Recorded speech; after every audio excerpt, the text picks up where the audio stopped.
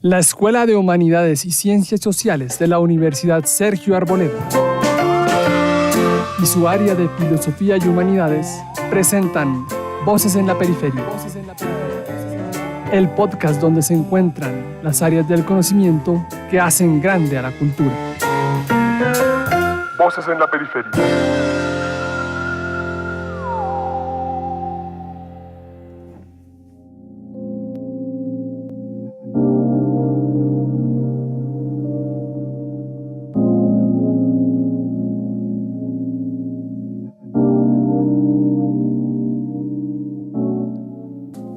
Muy buenos días, buenas tardes, buenas noches. Esto es Voces en la Periferia.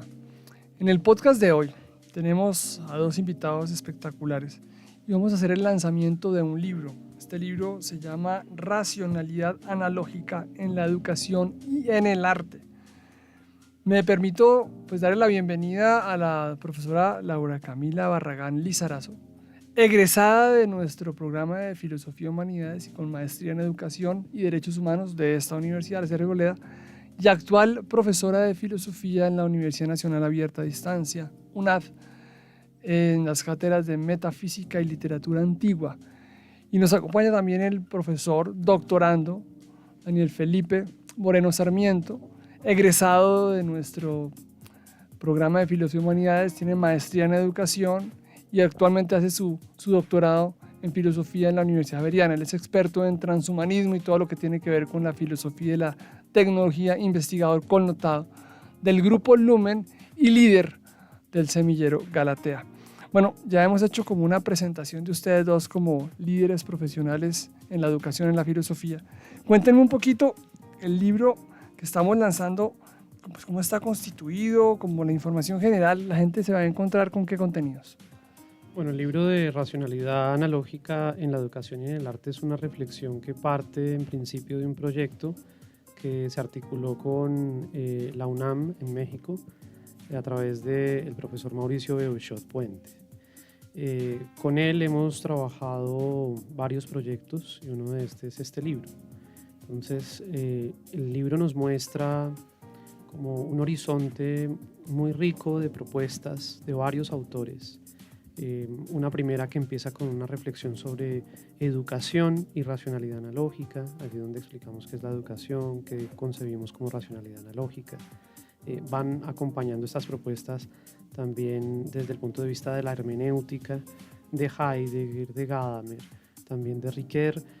Tenemos también una reflexión de la profe Camila, precisamente también sobre educación, antropología y empatía, desde una autora que es Edith Stein. Y con ella también se logra articular esto con la racionalidad analógica. Y bueno, un último estudio que es sobre archivística, que también nos pareció interesante incluirlo debido a los retos que todo esto también nos está planteando en el tema de la revolución informática y que me parece a mí que cruza frentes con el tema también de la racionalidad analógica. Eso es un poco de lo que va la publicación. Muy interesante. Bueno, profesora Camila, una egresada nuestra muy connotada.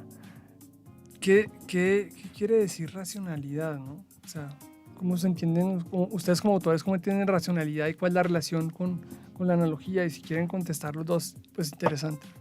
Bueno, yo creo que también para complementar un poco la primera pregunta, pues es importante decir que las discusiones que se presentan allí en el texto son discusiones que parten también y surgen dentro de un proceso educativo, es decir, un proceso filosófico serio donde pues efectivamente cada uno de nosotros, cada uno de los autores ha supeditado, ha intentado pensarse cuáles son los problemas más relevantes para hablar de una relación antropológica frente a la educación y frente a esta noción tan importante que es la racionalidad.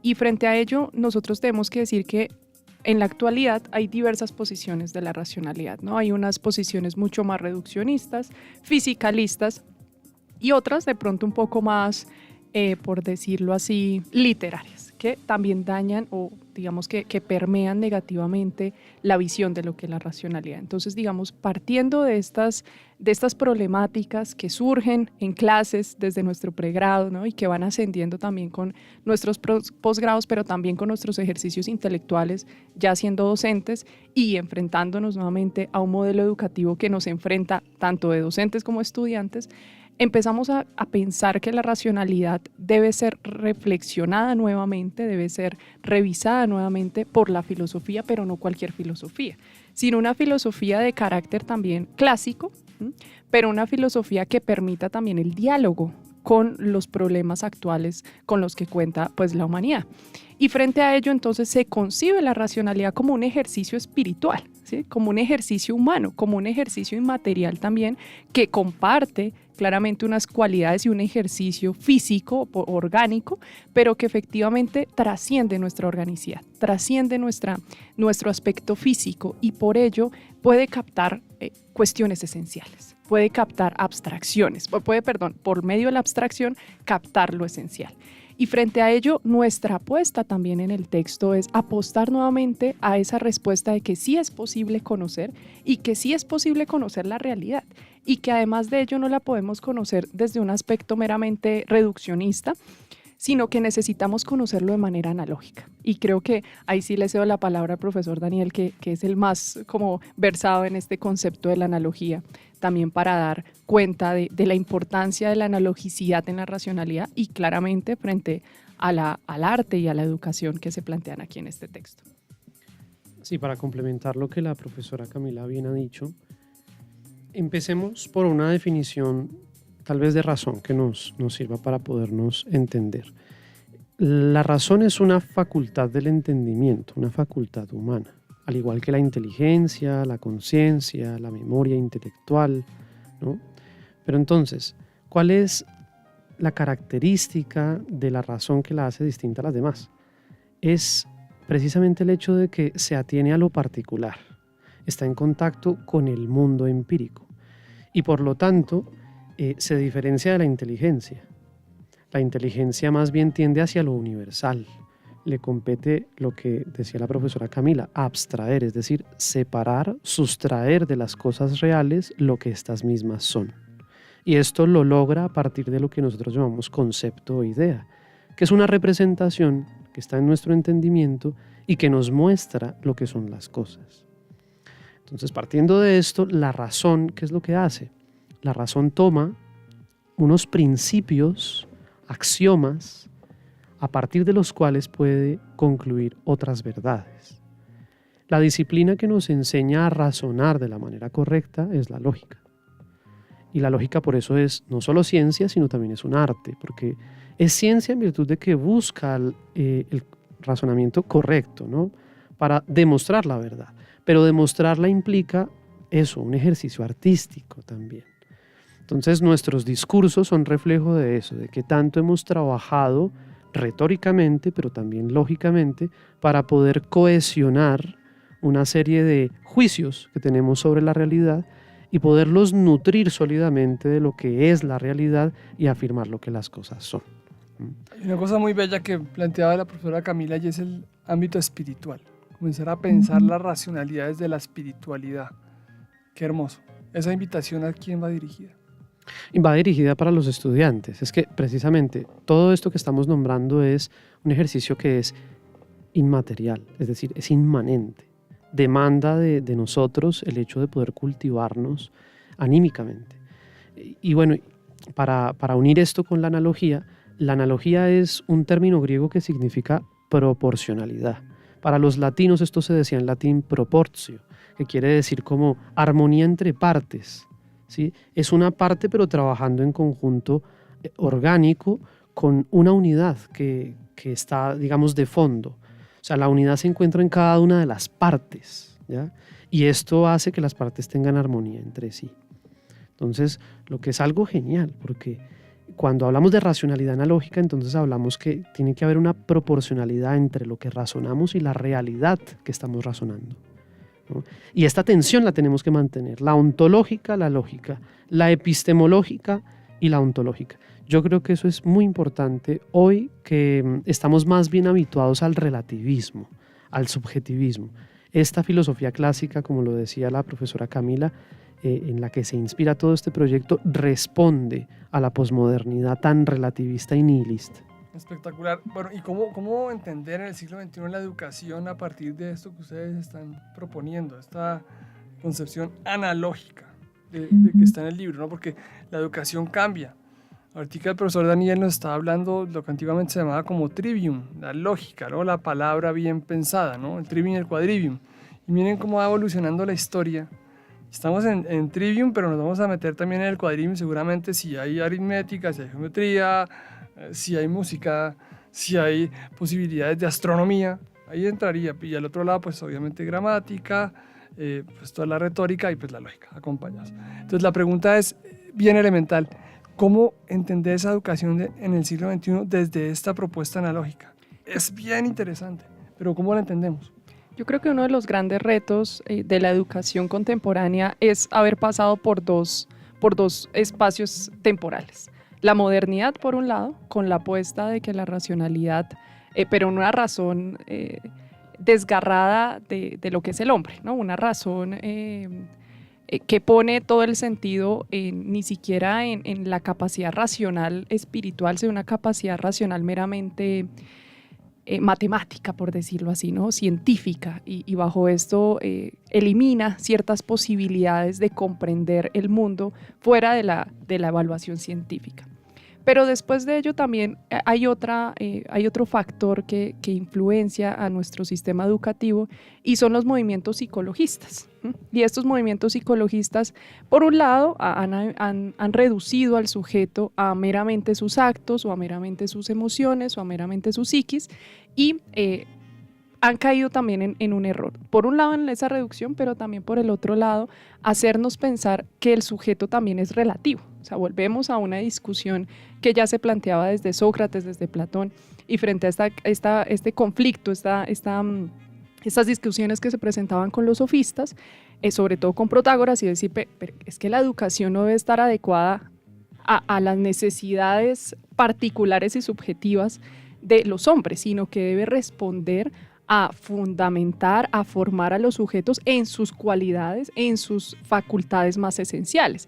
Y pues ya lo decía el profesor Daniel, que hay una facultad como la facultad del entendimiento, pero nosotros también somos seres volitivos, ¿no? Somos seres que deseamos. Entonces la educación en este momento nos debe brindar las herramientas necesarias, primero para comprender el mundo que nos compete, pero también entenderlo en unas palabras que a mí me gusta mucho, que es el macrocosmos y el microcosmos, cómo la ciencia nos ayuda a comprender, a entender el mundo externo por medio de la matemática, bueno, de la física, de la astronomía, de la biología, pero por otro lado también todas las discusiones filosóficas de las humanidades que deben estar presentes para estudiar al hombre y para también indicarle el camino en su parte más interna, ¿no? En su parte más personal. Y yo creo que esa es la apuesta que debe hacer la educación y por eso hablamos de una racionalidad analógica en la educación, porque finalmente, como lo comentaba el profesor Daniel, la analogía es una proporción. ¿Y cómo podemos generar una proporción también dentro de un modelo educativo que nos permita formarnos como seres humanos intelectuales, pero también formarnos como seres humanos éticos y sociales? Porque para Muy eso importante, estamos esto en el fondo es humanismo cívico proyectado hacia el siglo XXI y hacia la tecnología y hacia todo este nuevo universo de conocimientos que nos está abrazando en forma positiva y avasallando en forma negativa si la gente no entiende bien cómo es la cosa. Entonces, hay un elemento dentro del título del libro que es el arte. Y acá hay algo que nos interesa saber mucho y es cuál es la relación del arte con la verdad y cómo se aborda esa relación en el libro. Pero primero definamos arte, porque con toda esta evolución que ha habido en la sociedad, en la cultura, en la educación, pues ya el arte no es lo que conocíamos antes. Hoy arte puede ser tocar una canción con cucharas. Pues en Perú son los cuchareros y son los maestros de la música negra peruana, afroperuana, que es espectacular, y eso es arte.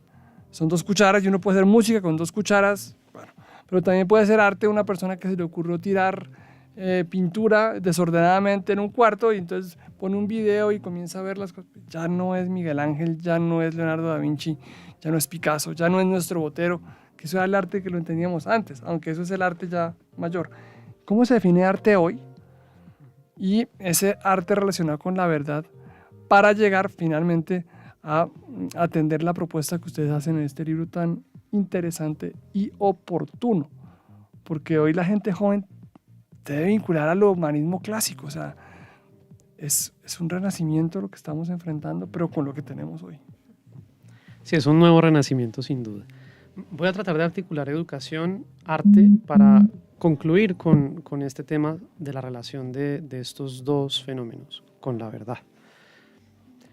Empezaría con una imagen, ¿no? Me gusta mucho esto de que en el periodo del Imperio Romano, cuando el mundo griego era el paradigma central de la educación del mundo romano, había una figura que era el pedagogo, ¿no? El pedagogo era en realidad un acompañante del puer romanus, es decir, acompañaba al niño romano que estaba en proceso de educación y lo llevaba al ludus, a la escuela. Es decir, el pedagogo le mostraba el camino a la escuela, al camino a aquel lugar donde iba precisamente a practicar el arte de la obra interior, que somos cada uno de nosotros. Somos una obra interior porque es que también nuestra capacidad de agencia repercute sobre nosotros. Nuestra capacidad de actuar trabaja nuestra intimidad, la transforma, ¿no? Y es muy bonita esta palabra de transformar, porque es ir de una forma a otra. Pero estas formas no son formas físicas, son formas inmanentes, interiores. Y es lo que hace el pedagogo cuando muestra a su alumno el camino, ¿no? El camino para vivir. No entrenamos o no educamos o no instruimos para una profesión, ¿no? Es educar para la vida, educar para vivir. Entonces, no hacemos con nuestros estudiantes esto de que le damos forma a una masa, así como hace quien hace una escultura, ¿no? No le estamos dando ninguna forma. Él más bien autónomamente, por su libertad, decide asumir la orientación del maestro y él mismo se va formando, ¿no? Es decir, practica una serie de hábitos o virtudes que transforman el modo de ser humano. Mire lo que es la vida, se me viene a la cabeza la figura del tutor en el modelo universitario británico, ¿no? Y se me viene a la cabeza una persona muy especial en literatura, y traigo a colación la literatura, que es Virginia Woolf. El tutor de Virginia Woolf fue su papá. Un hombre que las ponía a leer a la hermana de ella y a ella en la biblioteca, que era enorme, y las ponía a hacer ensayos. Virginia Woolf, como todas las mujeres de aquella época, pues no tenía mucho acceso a la universidad, no era tan fácil ir a la universidad, eso fue a partir del siglo XX para las mujeres. Pero ella entró en los círculos de Oxford y de Cambridge por su calidad intelectual. O sea, ¿cómo habrá sido de importante esa guía de tutor de su papá? Que es lo que debemos comenzar a tener acá en el siglo XXI, como ustedes bien lo han dicho, que la llevó a ser una de las personas más connotadas de la literatura contemporánea en términos muy profundamente prácticos, en términos de estructura y sobre todo en términos de que las mujeres van a tener voz, una voz fuerte en literatura. Y también en filosofía, ustedes han hablado ahorita de Edith Stein y han hablado de Hannah Arendt, pues en Lumen, no sé si las han mencionado ahorita profundamente, pero sé que las han trabajado, son importantísimas, ¿no? O María Zambrano, o sea, uno dice, hombre, hay mujeres increíbles que hay que comenzar a redescubrir, si no se ha descubierto, y a potencializar hacia futuro. Pues qué bonito eso de la figura del tutor. Creo que es clave. Sí, es que el tutor es un orientador. Orientar quiere decir eso, mostrar el origen, orior, ¿no? El nacimiento de algo. Y es esto también lo que nos muestra un poco el pedagogo, el buen pedagogo, es decir, el maestro, el magíster, esta es su responsabilidad, mostrar el camino a otros. Y lo interesante acá es que esto nos va mostrando la definición de lo que implica educar. Primero, que es un acto humano. Segundo, que es un arte porque el maestro elabora la lección como obra, ¿sí? La presenta en el mundo externo y a través de la obra exhorta al discípulo para orientarle, lo exhorta para vivir de la manera más adecuada. Y también es acción, es decir, es perfección inmanente la educación. Entonces, el estudiante, ya exhortado por el maestro, toma la decisión de formarse a sí mismo. Entonces, es enseñanza y formación. Ahí está la tensión analógica entre el arte, la acción, entre la praxis y la poiesis antigua, así como se le denominaba en Aristóteles. Entonces, esto me lleva al arte, ¿no? El arte, finalmente, es también un acto humano, ¿no? Pero es un acto humano ya no de carácter inmanente solo, ¿sí? Sino es de carácter trascendente. Es decir, va sobre el mundo, trasciende al sujeto que crea. Creamos un mundo de posibilidades. Todo esto es posibilidad. La creación técnica, tecné, que resumía, digamos, el sentido del instrumento, pero también de la obra artística que contemplamos, pues recoge todo lo que significa exteriorizar, proyectar un mundo interior en el exterior, ¿sí? Y esto es finalmente el arte, pero diríamos, el arte, las obras que hemos hecho, solo dependen de nosotros. Y creo yo que no, que son muy independientes a nosotros. La Mona Lisa, los cuadros de Picasso, etc. Todos son tan independientes, son ahora un mundo. No son solo su creador, ¿sí? Su productor. No, son más que eso. Eso es lo interesante, lo que nos une en la cultura, lo que nos hace relacionarnos entre culturas. Es un diálogo constante, ¿no? Como que todas las obras hechas por la humanidad son cartas abiertas a lo humano, ¿no? Es una cosa muy linda, pero la belleza sigue siendo parte de la búsqueda de esa verdad, ¿no es cierto? O sea, ¿el arte todavía sigue persiguiendo la belleza? ¿O nos tenemos que quedar a veces con expresiones muy individuales, muy particulares, muy personales, que en el fondo relativizan esa belleza? ¿Sigue siendo el arte una posibilidad de perseguir la belleza? ¿Y cómo se entiende la belleza hoy? Yo creo que ante todo hay que apelar al sentido trascendental de la belleza, ¿no? Y cuando nosotros hablamos de la belleza, el pulcrum como un trascendental, hablamos de aquello que tiene proporción, ¿no? Entonces, proporcionado ontológicamente. Claro, ahora cuando nosotros hablamos de una belleza artística, una belleza estética, reconocemos que en ese sentido la belleza pierde, en un sentido, por decirlo así, esa cualidad ontológica, aunque sigue allí presente, ¿no? Pero finalmente el arte da cuenta de unas necesidades sociales y culturales y políticas y también humanas, porque como lo decía el profesor Daniel, finalmente el arte es una expresión externa, pero que sale de nuestra espiritualidad, sale de nuestra constitución interna humana hacia afuera. Y eso quiere decir también, más allá de decir que el arte o la belleza ahora está en un espectro subjetivista y relativista, y entonces estamos perdiendo el sentido de lo que es lo bello.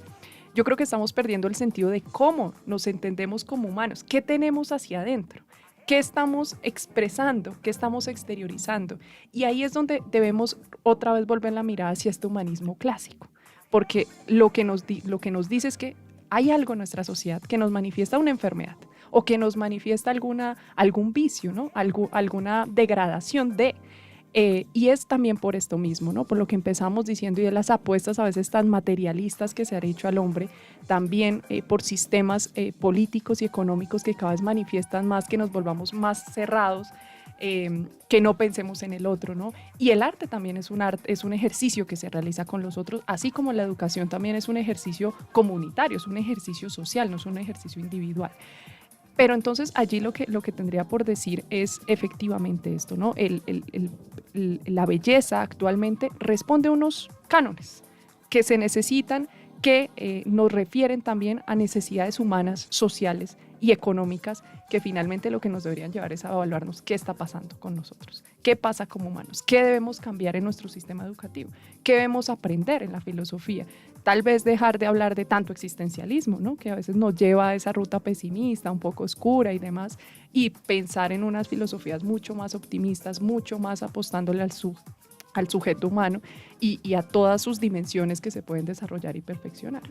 Mis queridos amigos, el existencialismo tiene problemas. Hay que decirlo claramente en términos ya de que hay teorías filosóficas que lo van a enfrentar. Y lo van a enfrentar porque en el fondo este existencialismo nos ha apartado de nuestro ser trascendental. Y es que nosotros vamos mucho más allá de esta simple realidad física e inmanente en términos de que lo puedo tocar. hay un espíritu que tiene que salir y un renacimiento que vamos a recibir con todo el amor, abrazando todos estos conceptos, esos criterios que nos han regalado en su libro los profesores Laura Camila Barragán Lizarazo y Daniel Felipe Moreno Sarmiento. Muchas gracias en este Voces de la Periferia, que celebramos como el punto de encuentro de quienes hoy están anhelando un renacimiento en medio de tantísima tecnología. Que todo sea felicidad para ustedes y nos encontramos en un próximo podcast.